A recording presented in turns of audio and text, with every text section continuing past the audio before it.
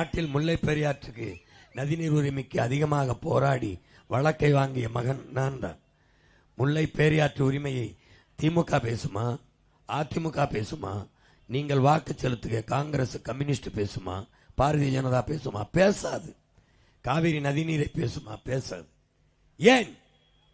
அவன் உங்கள் ஓட்டுக்கானவன், இந்த நாட்டுக்கானவன் அல்ல.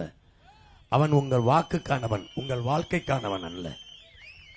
இதை என்றைக்கு நீங்கள் புரிகிறீர்களோ அன்றுதான் இந்த நாடு மாறும், உருப்படும்.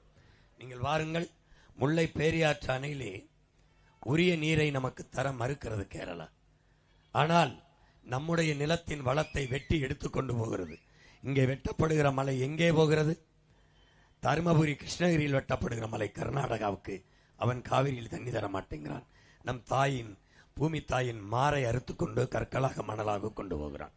முல்லை பெரியாற்றில் அவர்கள் தண்ணி தர மறுக்கிறார்கள்.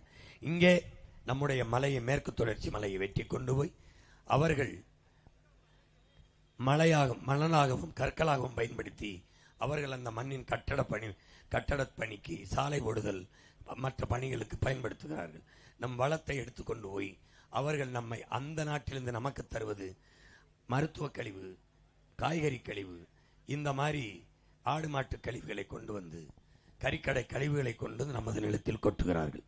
நமது வளத்தை கொள்ளையடித்து கொண்டு போய்விட்டு அவர்களின் குப்பையை கொட்டுகிற குப்பை நிம்மையடாக நம் நாட்டை மாற்றுகிறார்கள்.